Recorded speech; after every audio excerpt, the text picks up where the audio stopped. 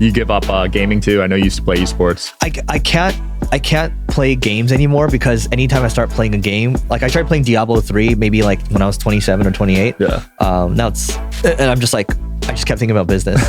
I just like, business is the ultimate game. Yeah. And I think any kid that grows up playing games, like I was just like, dude, what am I going to do? What if I can't find a game to play in real life?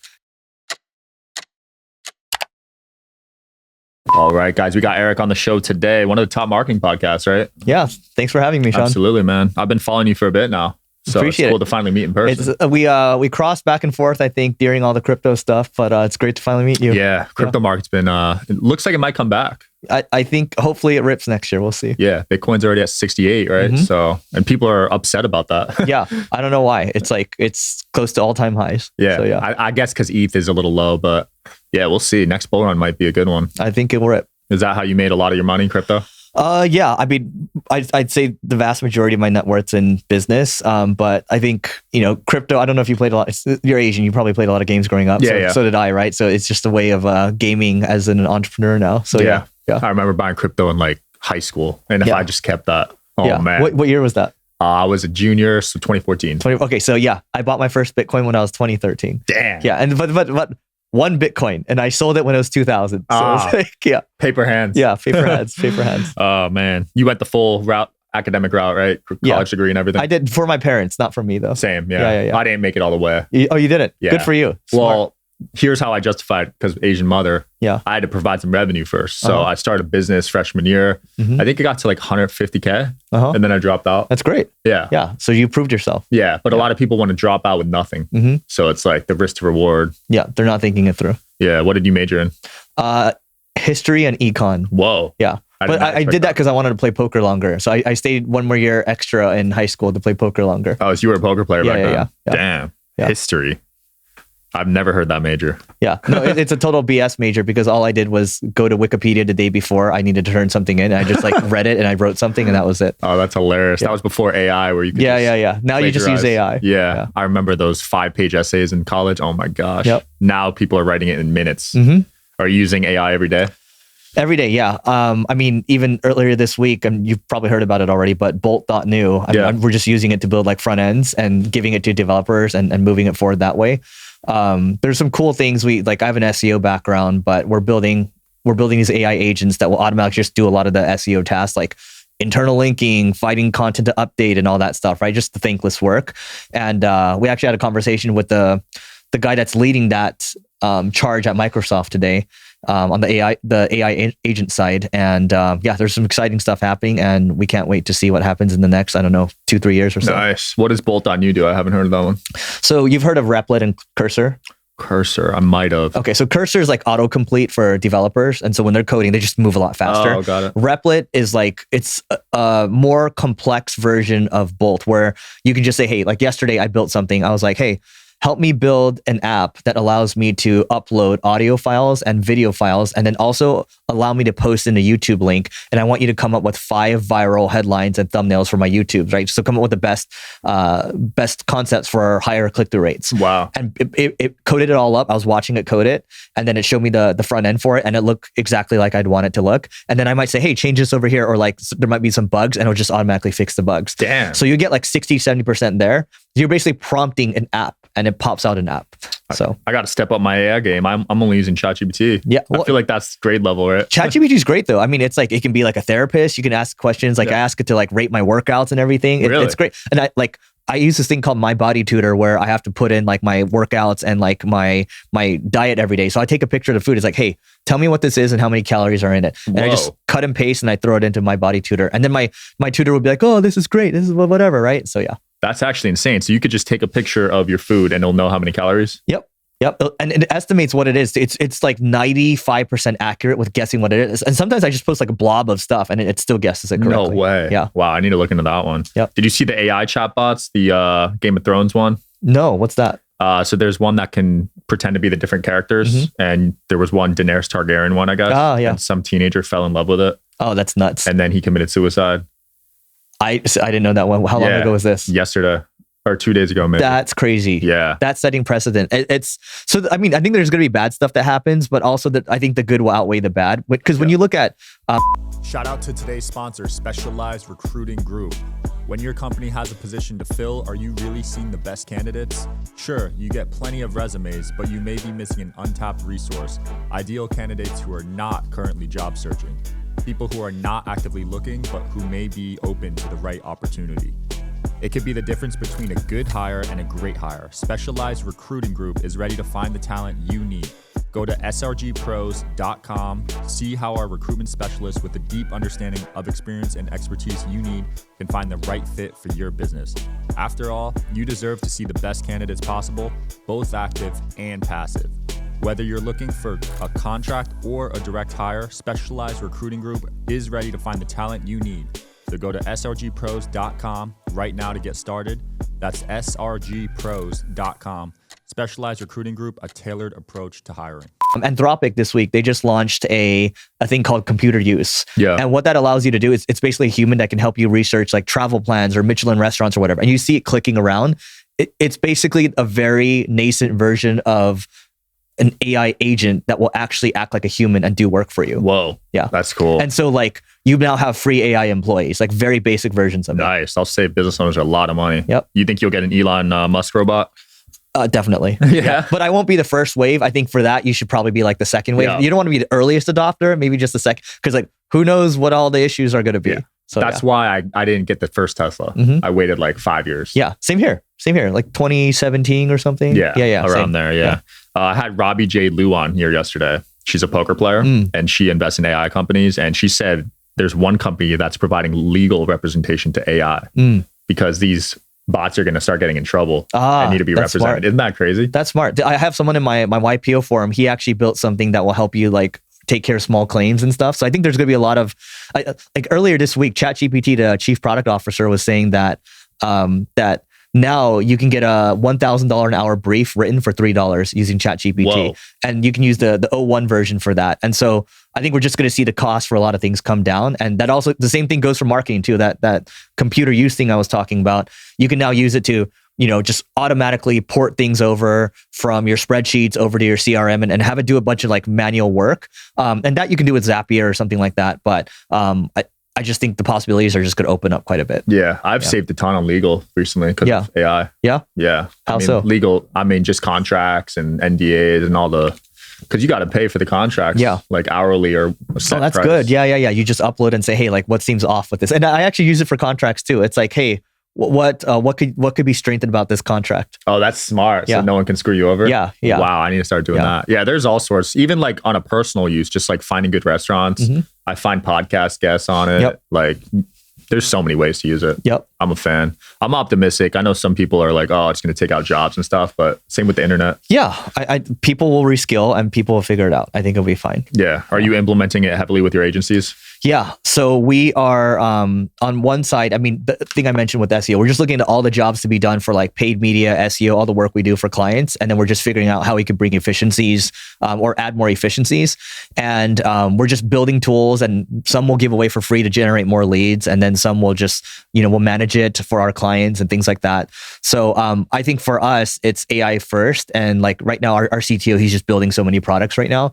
And I'm having more fun than I've had in a long time. Nice. I love that. And you're at the stage of business where you're actually acquiring others now, right? Correct. So that's a whole new part of the business. Yeah, I actually, so Single Grain, which is my agency, I bought it when I was 26 years old. And, I brokered a deal that way. And then, 3 years ago or so, we bought 2 other agencies. And then right now we're in LOI with another one. So we're letter of intent, trying to buy one in Asia right now.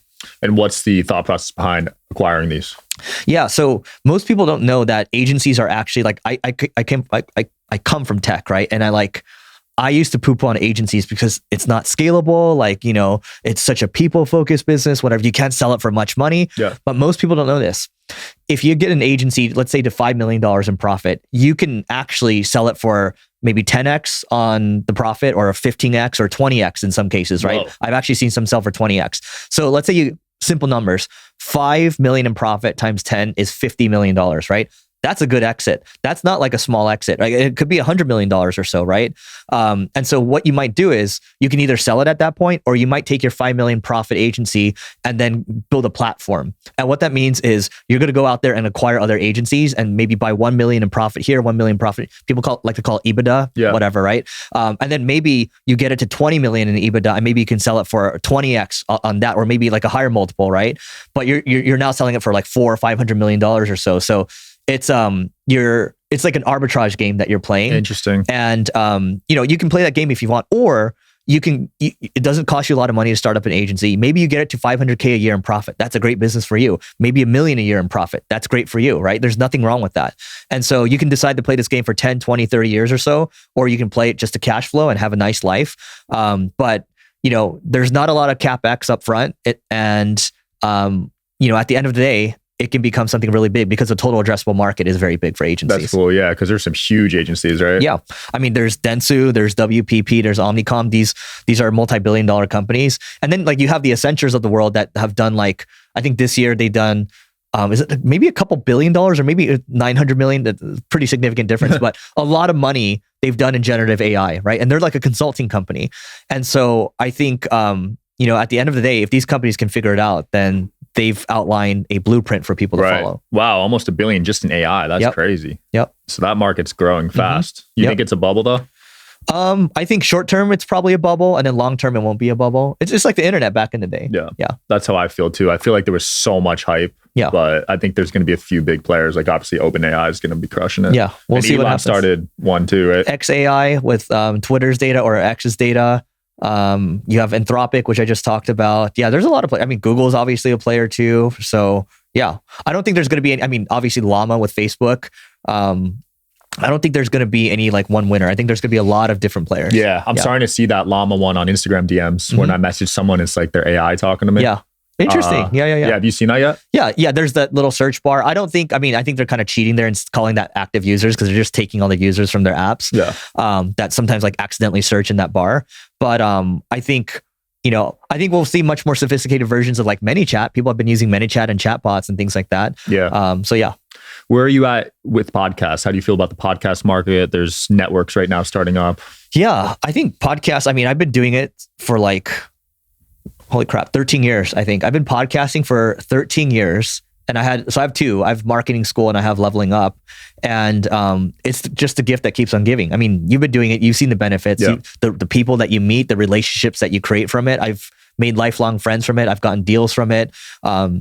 It's just been good across the board. And now the cool thing is like, short form came on the last couple of years. Mm-hmm. And so I don't know about you, but most people now when I'm like talking at a conference, if someone comes up to me, it's usually like, oh, I watch your shorts or I watch your YouTube or whatever. It's not like I used to blog a lot. It's not, oh, I came from your blog.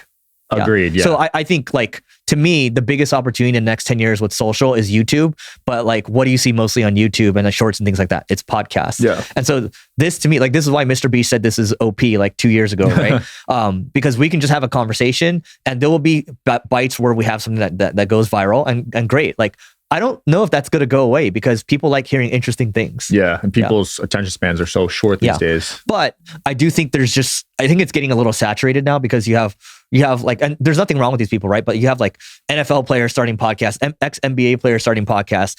You have like the Hawk Tua girl starting a podcast, right? Yeah. And don't get me wrong, they're probably good. They probably all have an angle. But at a certain point, it's like, if everyone has a podcast, then what do we do? Almost everyone I know does, to be honest. Yeah. Or if they don't, they go on a lot of shows. So you're already seeing them. But yeah, it's definitely saturated. It's been saturated though. Mm-hmm. Even when I started, I was late. Yeah. When did you start? 2 years ago. Yeah. So I had to make up for it with repetitions and good editors for the clips. Yeah, you grew very quickly. Yeah, well, everyone else like you and Rogan had a 10-year start. So I had to catch up. Yeah, but I think it's like the hardest thing to grow, but the most rewarding thing. It is hard. I was losing tons of money at first. Most people probably couldn't stomach those losses the first year or two, you know? Yeah, good. It's we Asians know how to take pain. Oh yeah. Not that other, like, we specifically. Yeah. Yeah. Shout out to a lot of pain growing up. Yeah. Yeah. Are you full Asian? Yeah. Chinese? Yeah. Taiwanese, Cantonese, but whatever. Same thing. Right? Yeah. I just found out I'm not just half Chinese. I'm Thai, Filipino, and Chinese. Oh, wow. I took a 23andMe. I don't know if I believe it though. So you're full Asian? Half. My mom said she was full Chinese, but I guess she wasn't. Yeah. So I'm half Asian. Okay, got it. Half white. Yeah, I was like, I'm pretty sure you have some white in you. Yeah, I wouldn't be this tall. Yeah. I was like, how are you so tall? Yeah. I like it out there. I've been in China. Yeah. Been in Thailand. It's a different vibe, man. It's good. It's interesting because I met someone when I was in Italy this summer, and then she lives in China. And then I was like, because like America likes to talk about China all the time. I'm like, so like, what do you guys do in China? She's like, we don't really talk about America. We don't care. Like our lives are good. Our costs are low and our technology is so forward. And like, she's a teacher, right? And she's like, yeah, I teach my kids, they're 5-6 years old and they know about engineering. They know about computer science and they're pushing hard, right? And it's no wonder why they're growing so quickly. But they don't really talk about America that much as we talk about them, right? Because they just want to worry about themselves. I can definitely see it. We paint certain countries in a bad light, and then you actually go there and talk to people. They're like, we don't care about you. Yeah, and it makes sense. I understand why we would do that, and I understand why they wouldn't care too. Yeah. So, what do you think of their social system? How they're going to start rewarding and punishing people for certain activities? Yeah. So some things I think. Here's the thing, like when you look at Singapore, for example, I think, and I could be wrong here, but if you bring in drugs or something like that, like you get beaten, or I think they cut your hand off or like something extreme, right? Yeah. In some cases, they might maybe they'll even kill you, right? But how much crime do you have going on there? Or like in Dubai, like if you do something off, they'll just kick you out, right? Like we don't really have that here. But so if we set up the incentive structures correctly, then people will behave properly. And so I think maybe that will be helpful. Maybe it won't. So I can't really say I have an opinion either way. Yeah, I think it's also person based. Like some parents are strict, obviously, like a lot of Asian parents are, and the kids end up either like amazing or like the complete opposite. Yeah. Or sometimes you might have like one kid that turns out amazing, the other one turns out like terrible, but they just had different life experiences and they look at life differently, even though they had the same parents. Yeah, that's why I liked my parents, because I had the strict Asian mother, but my dad was the complete opposite. So I got to experiment both, and I wouldn't want either end for my kid. I would want some middle ground. Yeah, same here. I mean, there should always be like one tiger parent and then one that's super nice. Yeah, you need both, because if you're just a hard ass. Yeah, if you're too nice, then like what happens is you end up having a kid that has no emotional resilience, and then they break whenever pressure comes. Yeah, but if you're too hard, then like they have like no flexibility. And you see that with our friends that are having kids, because they're pretty wealthy, and then they're hands off with their kids, and they're too nice. They let them do whatever. But their kids end up like the wealthy ones. Yeah, a lot of them, the kids end up being screw ups. And like I see this in the group that I'm in, YPO, is like an entrepreneur group, and you often will see the kids, and some kids turn out amazing because the parents are so involved, and the other like it's like black or white. It's either they're amazing or they're complete screw ups. Yeah, right. There's no in between that I've seen. Yeah, same. I can agree. You're having an event for YPO coming up. Yeah, that's it's going to be in Miami. It's the Global Marketing Summit. So that's exciting. And that's another thing for me to do, but that's happening in April. It's on my bucket list to join that one day. I don't meet the qualifications yet, but you will. 10 million a year, right? It's 13 million a year, 13 million. Or like 20 million valuation. Wow. Or like if you have assets under management, it's like a different qualification. I could probably meet the valuation one in maybe a year or two. Great. With the podcast. Yeah, then you should join. Yeah, no, I definitely want to. I've heard great things. Yeah, it's good. I think whether it's YPO or Hampton or EO, like any of these groups, it's very, like as you climb higher, the air gets thinner and it gets lonely. Yeah. And so to have people you can talk to, especially when they're from different walks and different businesses, these are your people. And then the cool thing, like YPO is really good about involving your family as well. So I don't have kids or anything like that, but they're good about, not just making it about the entrepreneur. They want to, because the family, like if you don't take care of your spouse first, and then you don't take care of your family, then like your business falls apart. Yeah. I think everything kind of coincides with each other, right? So you're in Hampton, Sam Pars also? No, I'm not. I was in EO before for 7 years, and then YPO I think I've been in for 4 or 5 years or so. But I think Hampton's great. So. Yeah, I've heard good things about Hampton. I love that podcast. Great podcast. One of the shows I studied before launching mine. Yeah, it's I mean they put a lot of time and effort into it. Yeah. And not many shows can pull off virtual. They're one of the few that can, so that's something to be studied. Yeah.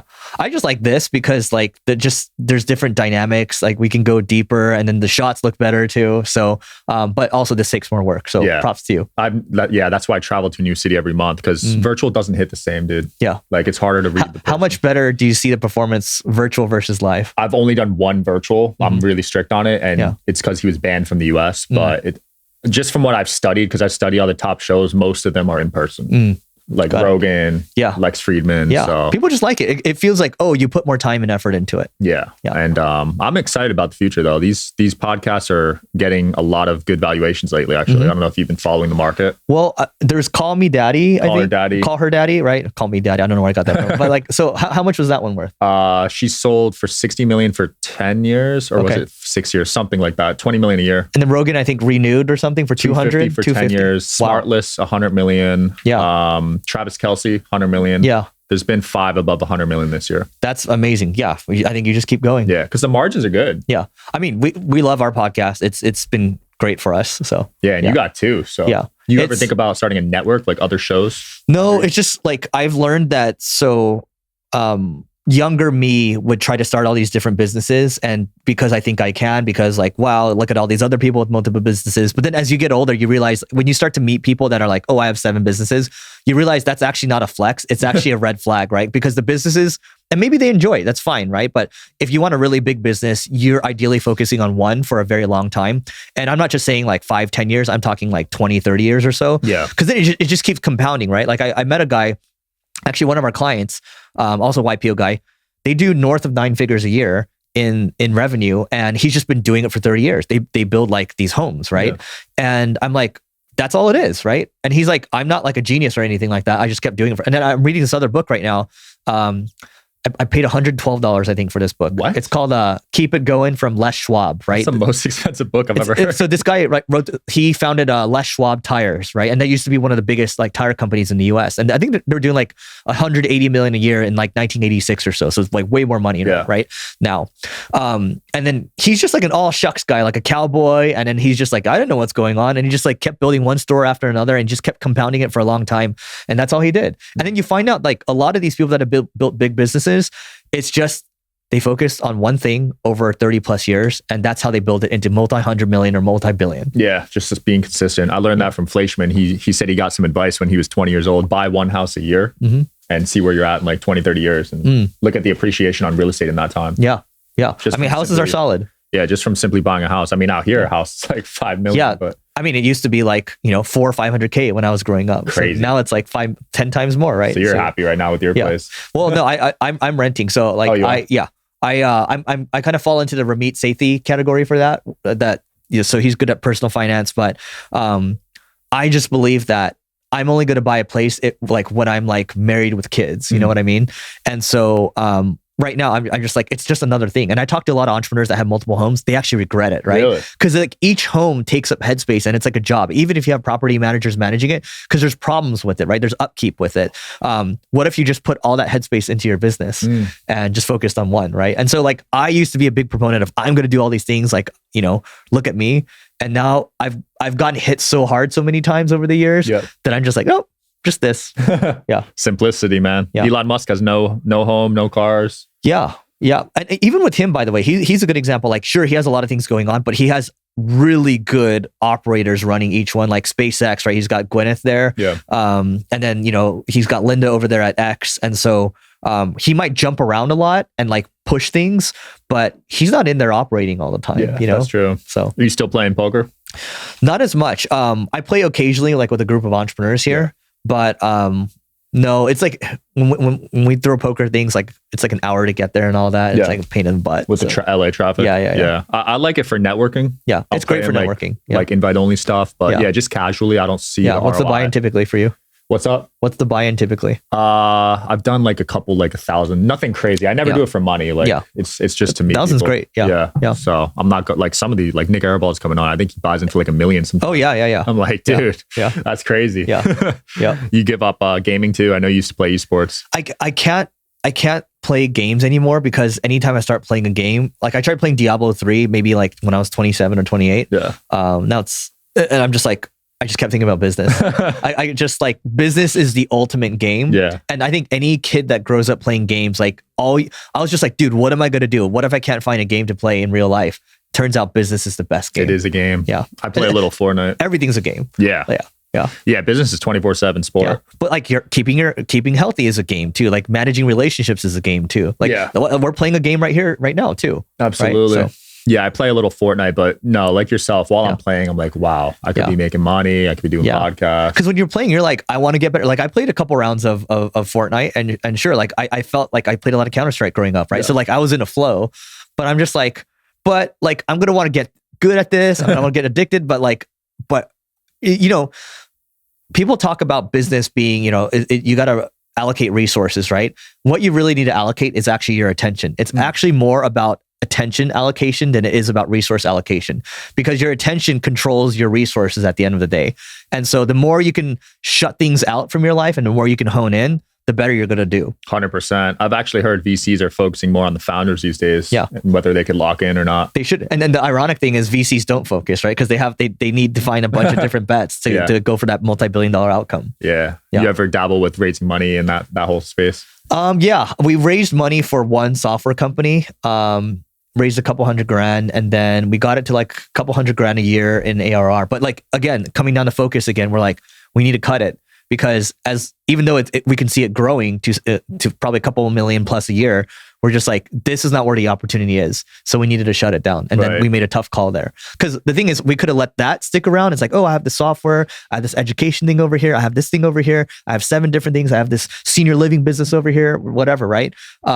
But what ends up happening is like, I'm now in 8 different places. Right. It's cool that you're able to pivot like that though, because I think that's the demise of a lot of business owners, right? Yeah, especially agency owners. A lot of agency owners try to do too many things. And that was me in the beginning. I was like, well, you have this agency that's growing, but like, oh, look at this person doing courses over here. Oh, look at this person doing software over here. Like the grass is always greener, right? Yeah. But the real reality is the grass is greener where you water it. I love that, man. The one game I won't give up is chess. Yeah. I play every day. Well, chess is like, I think that's a little different though, because it hones like, this is why I'll play poker with friends, because like it's very strategic. And to me, poker is very much like real life, right? Like chess is like, you're kind of, how do you think about it? It's all skill based. So if you lose a game of chess, there's no luck involved. You lost because you messed up somewhere. Yeah. So I like that. Cool. I've never played chess. So you never played? No. Wow. No. Yeah, it's poker. There's some luck, but there's still a lot of skill. Yeah. Long term, it's skill. But it seems like chess, it's like short term and long term. It's all skill. All skill, unless your opponent like luckily messes up, but that's like a rare thing. Oh, wow. No one's really messing up. It's like little things. Yeah, you've been playing for a while. I've been playing for 2 years, but and it doesn't have to be like mental either. I do it in basketball. I do it in sports. You're tall. But it's just hard work, and I pay for access. Cool. Well, chess.com, like what do you do? Chess.com. And you pay for like a coach? Yeah, got a coach. Studied YouTube University, baby. Cool. Yeah, these days you don't even need degrees, in my opinion, for most things. I'm with you on that. Yeah. I mean, YouTube is phenomenal in podcasting. Yep. I mean, why would you pay $40K for a degree in marketing when they could listen to your show? Because your parents tell you to. Yeah. Well, that's what worked for them. You know? That was before alternative media. Yeah, totally. But now my mom's like the biggest listener of the show. Oh, wow. Even though we used to fight every day about academics, dude. I'm sure you dealt with that too. Oh, all the time. But how old are you right now? 27. Okay, 27. Okay, yeah, so she's probably loosening up a little bit. Yeah. Well, I had to loosen her up too. We found some middle ground now. Great. But I got a lot of Asian listeners, so I hope if they're listening to, kind of follow this path. Yeah. The Tiger Mom is good. Yeah, it's good in some ways, but just academic. A lot of trauma, man, because I was friends with Asian kids in school and they were... Oh yeah, we have our trauma, but it's like the trauma is we're never good enough. Yeah. That's the trauma. Even an A grade wasn't good enough. Oh yeah, nothing's good enough. Yeah. But it's good in a way, right? Yeah. No, I love it now. Like there's that chip on my shoulder that will always stay there. It's like, no matter what. And then if someone tries to reinforce that, like you're never good enough, all the trauma comes back and then you just push really hard. Facts. Right? Yeah. Or you could be weak about it and then like cry about it. Yeah. So. Did you get bullied too growing up? Not really. I always found a way to kind of sneak into like whatever the popular group was. Like, cause I was good at games and games were cool, or I was like at least semi decent.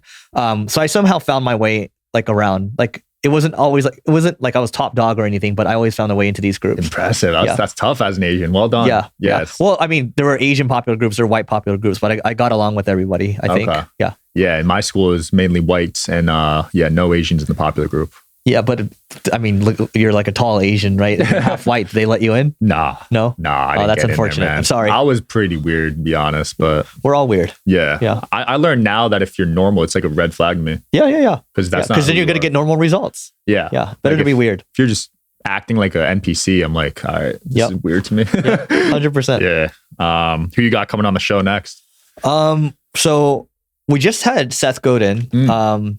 And so he just went out like yesterday or the day before. Today's Friday, right? Yeah, Wednesday. And then we have Anthony Pompliano. That should come out next week. Nice. And then I'm going to be talking to my friend Jess Ma.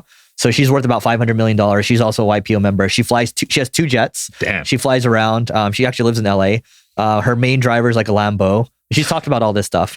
And like, yeah, she invests in a lot of different things. She's like realized, that she likes doing that. And I think it'll be a great conversation. Like, I don't like the fact that, okay, she's a woman and she's a person of color. Like that doesn't matter to me. Like what matters is like, she gets shit done, right? I think a lot of people get caught up with like, we need to meet like these like quotas and things like that. Like DEI. Yeah, it's just that's not what matters, right? Yeah. What matters is like yes, it does matter. Like sure, you should have some diversity of thought and opinion, but ideally you're looking for people based on their immutable characteristics, right? Like what their character is and like what they've done on their merit. Yeah, so, and that's why I like business because skin color, race doesn't matter. Doesn't matter. Height doesn't matter. Yeah.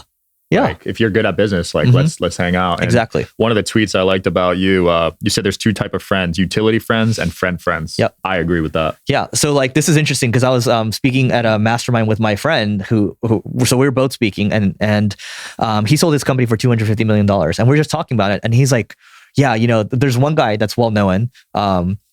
I'm not going to name any names, but he's well known on YouTube, right? Yep. And he is all about like money. And he looks up to people that have a lot of money, right? And he basically worships them, right? But if you have less money than him, he treats you like you clearly have less money than him, right? So that's an example of utility friend. Like he treats my friend pretty well, because like he sold his company for $250, but he's constantly asking him, it's like, hey, so how are things going right now? You making revenue on that thing right now? Like it's a competition, right? So it's like he wants something from someone. Now that's a utility friend, but a friend is like, you love them no matter what. You love them for their character, right? Like I had a friend recently, reach out to me like regarding personal stuff. It's like, hey, how are you doing? Like, how are you holding up? Like, blah, blah, blah, right? And I was like, dude, I'm good, right? But like the concern that's there, like, it's not about, hey, can I get something from this guy? It's like, hey, how is my friend doing right now? I love this person no matter what. And it's really hard to come across friends. And we're talking about it. And it was interesting because he looked at me. He's like, you're kind of a mix between the two, Eric. He's like, you're actually like a utility person until you trust someone. And then once I trust someone, they're like a friend, like I love them forever, right? And so I think, more friends, but utility friends, they also have their uses too. Yeah, I have both. I think it's important to have both. Some people get offended if you kind of box them in as a certain type of friend, but I have friends that are broke. I'm not going to go to them for business advice. No, but like, by the way, like I still keep in touch with my high school friends, my elementary school friends. I don't know about you, but like, I love them for who they are. It doesn't matter how much money they make. And like, we've grown together and like, there's a role for everybody in your life. You know what I mean? But you were probably growing at a quicker pace than most of them, I'd assume. Financially, at least. Yeah. I mean, it picked up eventually. And, again, I wasn't the top dog, right? So like, it's sometimes it's tough to see that because like you have your high school friends see it and they're just like, how is this happening? It puts up a mirror against them, right? And then what happens is like some of them won't talk to you anymore. And that's fine. Like, Charlie Munger says that the world is driven by, it's not driven by necessarily greed, it's driven by envy. Yeah. And so, but the real friends will stick with you. Yeah, absolutely. Yeah. You also retweeted this graph. It was about the US fertility rate. So it's at 1.64 right now. So right now at the current pace, we're going to depopulate. Yep. Yeah. And so, I mean, everybody talks about this. Like Elon talks about this quite a bit. It's like, if we continue to go down that rate, like there's going to be way less humans and we could even go extinct, right? So we're not doing our job right now in terms of, everyone should at least have 2 kids, right? That's what it should be. We're at 1.64 right now. Korea's like even lower than that. Japan's pretty low too. But by the way, like Charlie Munger again, show me the incentive and I'll show you the outcome. Well, why did this happen? Like, well, what happened in the last, 30, 40 years or so, 50 years or so, contraception was invented, right? So now there's an incentive to keep hooking up. But like, the kids don't pop out. Yeah. So that might be one of the reasons, right? But I just think, I don't have much of an opinion here besides the fact that like we should be having more kids. And I'm not an expert on this by any means, but that's why I retweeted it. I've changed my stance on it. I used to not want kids. I used to just be all about making money. Yeah. But now I want kids. Yeah. It changes over time, right? It's like, first it's all about money because like we came from nothing, right? Then it's like, okay, well now how can I add more to the world, right? And you want some purpose maybe with the kids, right? Not that you don't have any purpose, but then even Neil, like we were both recording yesterday for marketing school and he was just saying like he was all about money in the 20s. Like when I was like 24, I met him, like he was 25, right? Yeah. All about money. All he talked about was money. I remember I had like a heartbreak with a girl and he'd be like, he'd just stare at me And then he'd be like, so anyway, he'd go right back to business. And then like, but now that he has 2 kids, he's just like, it's much more about family. It's much more about friends. And you realize that's all that matters at the end of the day. I love it. Yeah. Because once you got a certain amount of money, how much more is going to change your life dramatically like it used to. Yeah. Like 100 million is not going to be that different than $1 billion. And then the stories that you see is like, the people that are billionaires, they're constantly looking at the next person. It goes back to envy again. Yeah. Oh, he has that jet over here. He has that yacht over here. He has 3 more billion than me, right? It's a never ending game and it's the wrong game to play. Yeah, that's the wrong game. Do you have a set number or you kind of just go with the flow? I think 100 million liquid would be nice. But like reality is you don't really need much more than, in my opinion, 50, right? 50 is pretty good. Yeah. Like 50 is really good, right? Because if you're living on 5% a year, like that's pretty damn good, right? About $1 million. That's 2.5. 2.5 a year. Yeah. That's 2.5, right? And so hopefully you can get a better return than that, but 2.5 is more than enough to provide for your family. Yeah. And I think it's very possible. Like people might think, oh my God, 50 million. Yes, you're in the 1%, right? Probably higher than that for net worth. But let's go back to the agency again. You can start an agency for almost nothing, right? And you can grow it and then maybe get it to, you keep doing it for 10, 20 years or so, get it to 5 million in profit, sell it for 10x or so. Okay. There's your 50, right? Maybe you get taxed on it. Maybe it ends up being like 25, 30 or so. Or you know what else you can do? I'll give a little more here. You can buy an agency. You can build an agency, build it to 5 million in profit. Private equity, partner up with them, okay? And then private equity will go to you and say, okay, your company's worth $50 million. We'll give you 25 million, so 50%, you pocket that. Yeah. And then the other 50% you roll over, okay? And we're gonna build a platform and we're gonna buy all these other companies. Sometimes the second exit might be like 300-400 million or so. You still own 50%. Maybe you're diluted a little bit, right? But let's just call it round numbers. That's another 200 plus the 25, that's 225, right? And so I think getting this knowledge out there, hopefully it helps more people understand that, hey, you see regular human beings doing this stuff, you can do it too. Yeah, you probably see it every day. Did the agency space get saturated when Iman Gandhi launched that course? I don't think there was any effect there. I think it was good. Like my take on the courses is like, it's good. It's funny because I helped launch a course for this one company. And this is a guy that mentored people. Like the course was a guy that mentored Tony Robbins, for example. Mm-hmm. And one of the executives in the room, he's like, you know what education is about? He's like, what courses are all about? It's about perceived progress.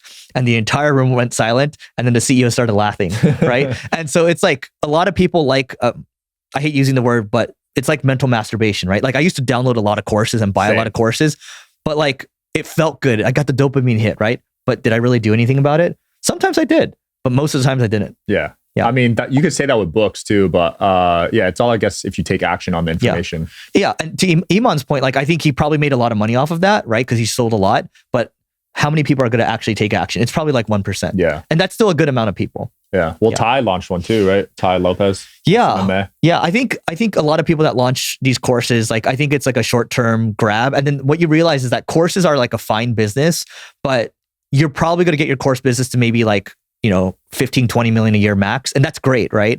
But if you really want to scale, and I think if you want to really build something that has enterprise value, then you probably need to build something more sustainable. I'm not saying build an agency, but that's what it is. So like a community, right? Yeah. And like we were talking about Ty beforehand, like I think he's great, but like, for example, we heard that he's charging, to if you want him to be on your podcast, he'll charge you like a significant amount of money, right? Yeah. And so that's like a nice, in marketing, we like to call it biz op, right? Business opportunity. And so maybe that's not the right application there, but anyway, I'm using that in this case. Yeah. I mean, he's always thinking of creative ways. You can't argue that he is a trendsetter. Yeah. He does great. So, I mean, he's the first course I remember. Maybe there were people before him, but that course just, I feel like it set the tone for the courses. Dude, courses are great. There's a guy, I think so he did a dating course. He's like a marketer. His name was Eben Pagan. Mm-hmm. But he had like a David D'Angelo was just like, he sold these dating courses, right? He made like a lot of money on that. There's another marketer named Frank Kern. Yeah. He had like a lot of courses too, right? And these courses generate millions. But the problem is you have to keep relaunching them. You have to keep updating the information, right? And now information is becoming so much more democratized. So what are you going to do long term? Yeah, I don't know if they're going to stick long term because now there's so much good information in books and on YouTube. Yeah. I don't see. I mean, if you're a good marketer, you'll probably still get like some revenue from it. But yeah. I see like masterminds and communities. I feel like those are going to do better. Yeah. I think Sam Altman has said this, right? Communities, especially in-person communities, will be worth even more money in the next 5 to 10 years or so. Absolutely. YPO is probably worth a ton. Yeah. I mean, they got so much good resources there. Exactly. Dude, what are you doing next? And where can people come up and meet you and check out the podcast? Just hit me at Eric OSIU, and then Marketing School and Leveling Up would be the 2 podcasts. But on Twitter, on Instagram, those will be the spots. Perfect. We'll link it below. Thanks for watching, guys, and thanks for coming on, man. Thanks for having me. Boom.